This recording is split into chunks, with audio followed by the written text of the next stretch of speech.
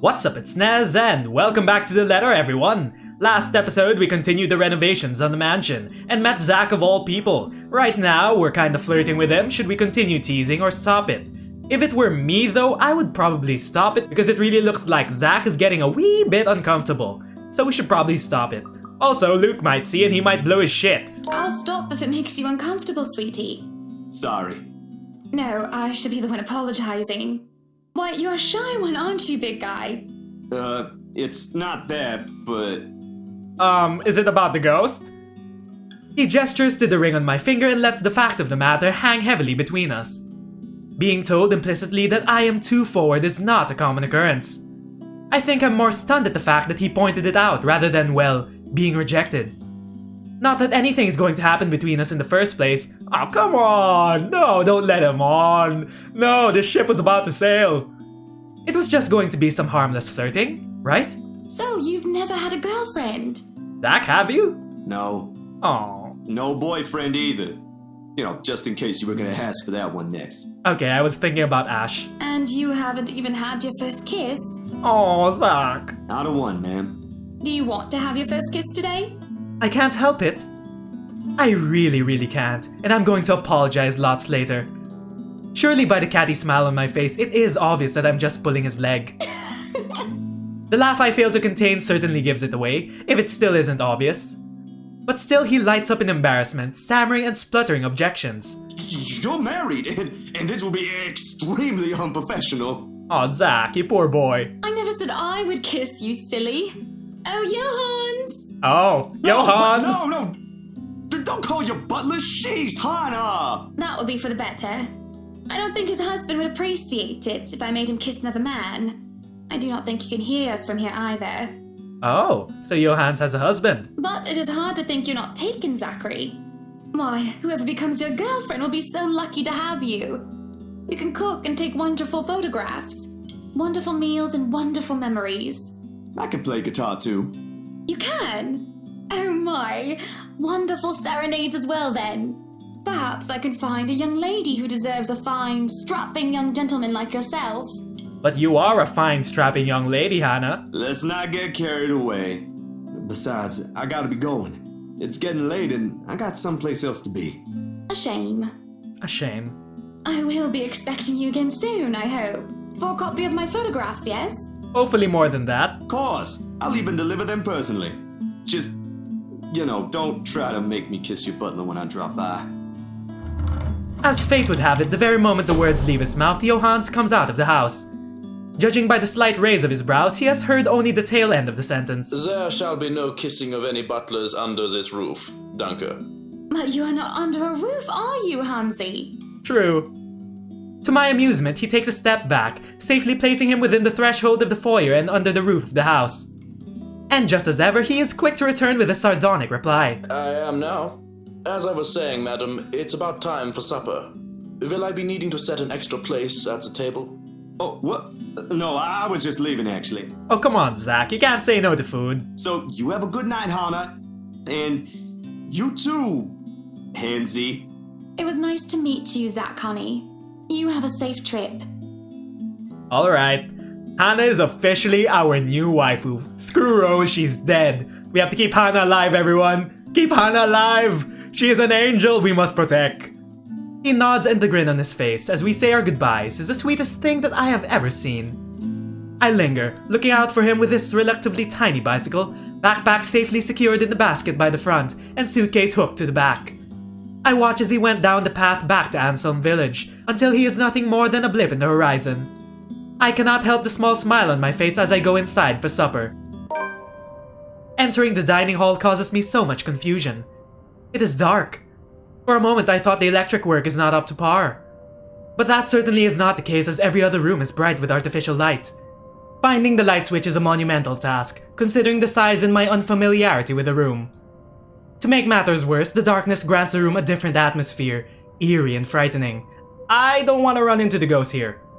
It takes longer than I thought to find the switch, something that will have to be rectified later on. My skin starts to prickle, and there's a distinct feeling of being watched. It unsettles me and only spurs me on in my search. And when I do open the lights, there is a hiss. Ow! Now turn the lights down, woman! Jesus fucking Christ, Luke.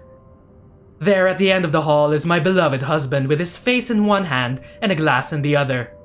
Perhaps I can let it go if it's only one glass of wine. However, I can feel myself go livid after seeing the toxic green liquid gleam mockingly at me. Luke, what? Are you drinking absinthe? You know what the doctor said. Absinthe, Luke. Are you actively trying to kill yourself? What if he is? Maybe we should let him. Because if you are, we can just hit you with a bloody car. I like that idea. Honeybee, Buttercup, not too loud, please. Besides, it's Lelouch, not too strong. Just hair of the dog that bit me. Helps with the hangover, dearest. You drank? When? This morning, love. Don't be mad. I just needed a few drinks, having to deal with those simpletons. And maybe I had one too much. You don't see me whinging about you leaving me to handle them on my own. I had to attend the photo shoot and interview with Luxury Living. You know that. Let's not make this about me, Luke. This is about you and your drinking problem and... Oh, I don't know, Hannah, darling. What if my drinking problem, as you like to call it, is linked to you? You son of a bitch. If we think about it that way, this discussion is about you.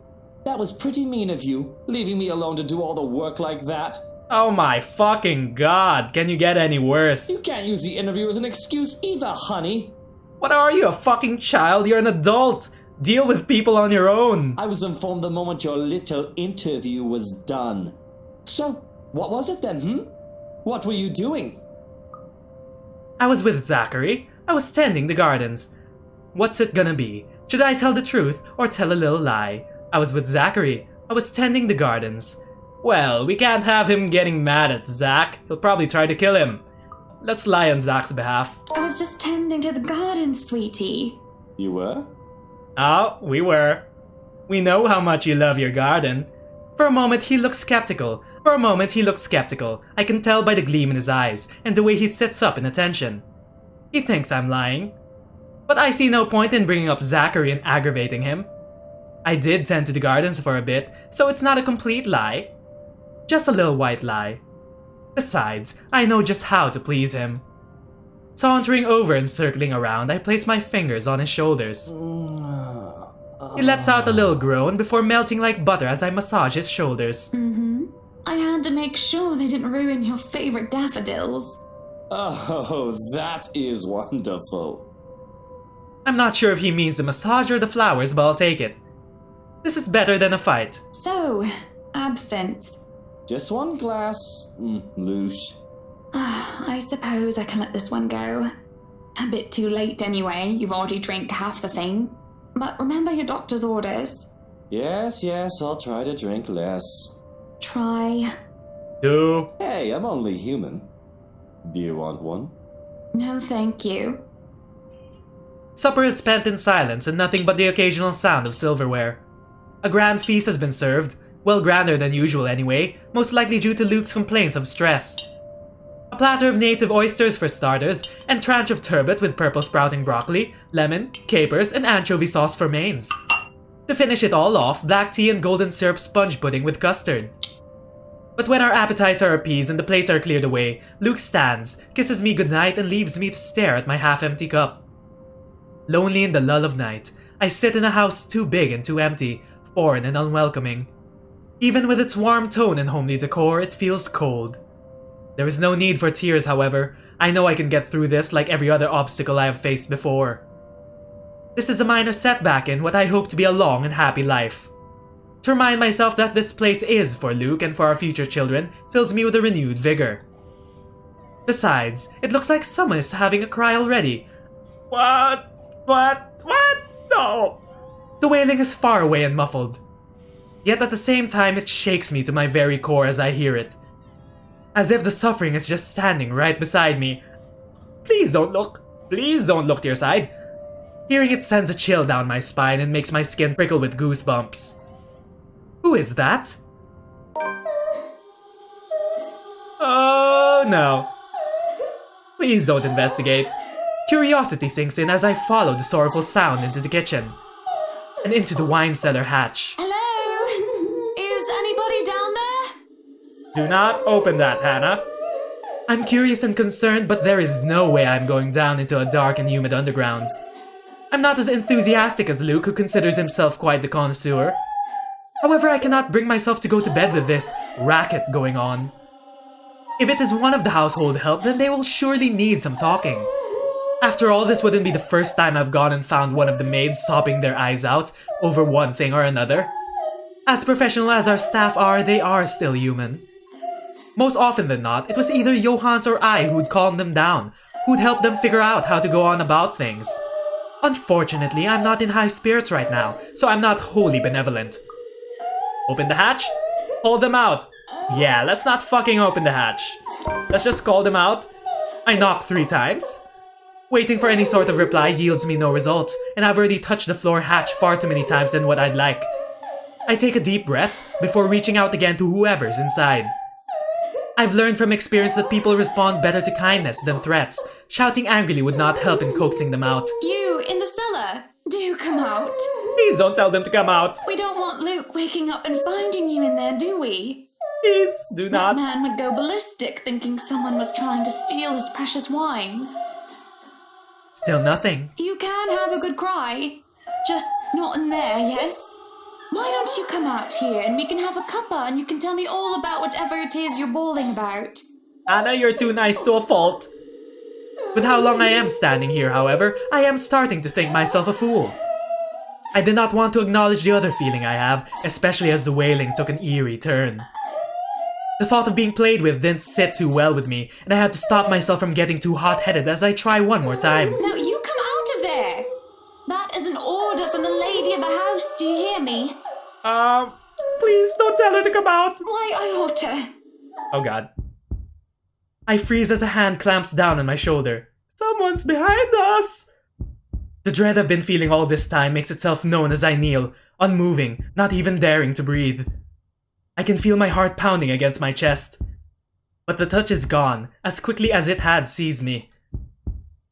It is only Johans I see when I look back. Apologies, madam, for touching you like that. Thank God it was only Johans, but I feel like Johan's gonna die too. You were not responding to my voice, and you looked about ready to wake the whole mansion up. I'm sorry. I was getting rather loud, wasn't I? But that crying woman in there, we must do something about her. He grows silent for a moment and just looks concerned. At least I'd like to interpret it as concern, given how stoic our head butler usually is. Or rather, it must have been concern, as he takes off a glove and presses the back of his hand at my forehead before his worrisome inquiry. I beg your pardon. What? Crying woman? Oh god. Are you feeling well, madam? In the cellar. Can't you hear her? Madam, Hannah, no one is down there. What? The cellar is locked. Only Luke and I have duplicate of the keys. Aha. Nobody is down there. Of course. I stare at him in disbelief. But when I listen once more, I hear no crying. Tugging at the hatch for good measure prove his words to be true too. The thing won't budge unless I had a key, short of using power tools on it. Perhaps it is time for you to go to bed, madam. Maybe not alone? Johans, can you join us? You are simply tired and hearing things, a perfectly normal human experience. Perfectly normal, right? Especially in the so-called haunted mansion. But if you are still experiencing auditory hallucinations in the morning, you are free to consult with me. There is a cold feeling in the pit of my stomach as he helps me up to my feet. What he says makes sense, and who am I to question someone who used to be a doctor? I'm just tired, that's it. No, I don't think that's it, Hannah. Long day of moving, the interview, dealing with Luke, that has all drained me of any proper sense. Yes, I suppose you're right. I just need some sleep, that's all. Of course I'm right. Go on then. Gute Nacht. Ah, Johans, Good I night, don't want you to Johans. die. You're obviously Good gonna night, die. Oh house. god. Good night, house. It's just fatigue. That's what I keep telling myself, although I can't ignore the strange feeling in my gut. Either there is something wrong with this house, or there's something wrong with my head. Sleep will be elusive tonight. Oh god, we made it through the night. Luke is already gone by the time I rise. There isn't a single hide nor hair of him to be found, and trying to call him on his mobile is a bust, as it only goes straight to his voicemail. That's twice in a row he's gone on me. And for him to disappear today, of all days, is every bit upsetting because of what's to come. The morning is once again filled with a whirlwind of activity. Fortunately, I am much more refreshed as I took a break from my responsibilities. I haven't the faintest clue where Luke was yesterday.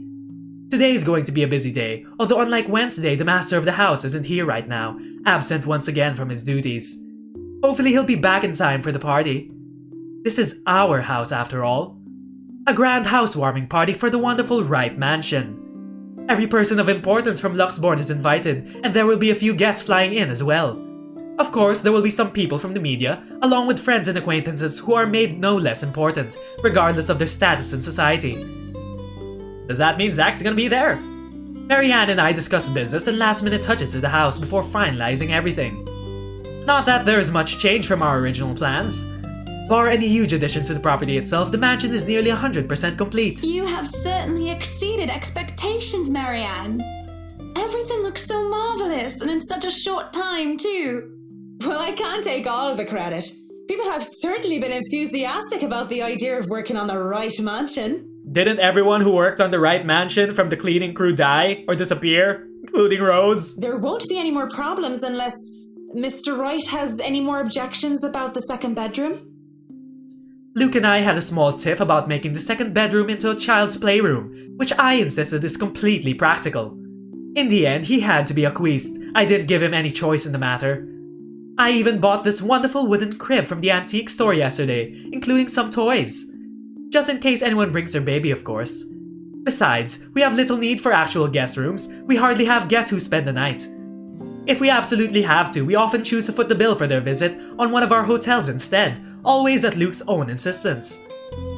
And on the off chance that we actually let someone stay, the bedroom in the opposite wing is still up to task. Oh no.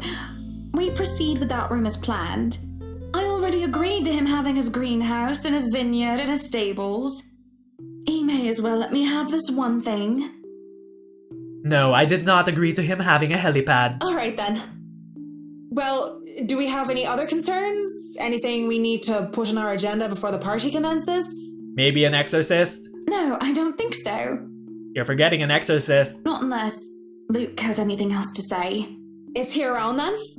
It'd be best if we can note down his request right away considering the scope of his usual ones. Around? No. Where is he? Who knows where? I don't. No, he's not around. I hope he got killed by the ghost during the night. Well, we'll find out during his chapter. She didn't have to point out the obvious now, did she? After 7 long years, I'd already gotten used to him. I should be by now.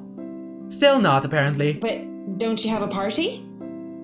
I want nothing more than to complain, to whinge about how unfair this is. However, airing out one's dirty laundry is simply taboo among high society. To do so will make you a ripe target for the next dinner party chit-chat. Vultures, the lot of them really. Or most of them at least. There are always a few good ones like Rochelle Lee. But put your trust in the wrong person and you'll find yourself eagerly picked apart. Yes. But Luke's just being a sweetie, you see. A sweetie. That friend he's visiting. He's having marital problems and he's just trying to cheer him up. See? Perhaps I am being a bit too rash, a bit too hot-headed in divulging details. But I thought myself clever with a plan to dress it up as gossip. Marianne's raised brow make me unsure whether she is interested or not. Although that does make things better if she has no interest and therefore has no hidden intent to utilize whatever I might say to her. They've been married for a long time and they've hit a... how do they say it? A rough patch. His wife has a drinking problem and can be very neglectful. The poor thing really does his best to be a good husband. Oh, okay, so you're talking about you. But it's never enough for her. Sometimes I think it's the years. Maybe it's been so long that they've lost that romantic spark. What do you think? I think you should hook up with Zach. You were asking for my personal opinion on the matter, ma'am? Do you want me to be honest, or...? I don't know. Be honest with me. Be honest, honey. Be honest with me, Marianne. I don't need someone to sugarcoat it. I'm not some fragile thing that I'm just going to break down at the slightest thing. She hesitates, taking a sip of her coffee while I stare down at my own cup of tea. The silence stretches on, and I almost believe that she will never answer my question. I suppose that I shouldn't blame her, putting her in a tight spot like this. Her hesitation is understandable though I loathe to admit it. She simply wants this whole thing to stay professional. But then she speaks. If I'm going to be completely honest, I need to ask. This is about you and Mr. Wright, isn't it? Well, of course it is. Who's the only fuck here that doesn't give a shit about their partner? It's my turn to hesitate now. I really didn't expect such a straightforward question. And to get to the heart of the matter, I suppose I'm not as clever as I'd like to think. Or is it really that bad that an outsider can see our little marital troubles? Surely we aren't that obvious, are we? We've put up the act of a perfect couple for years, although it hadn't always been an act.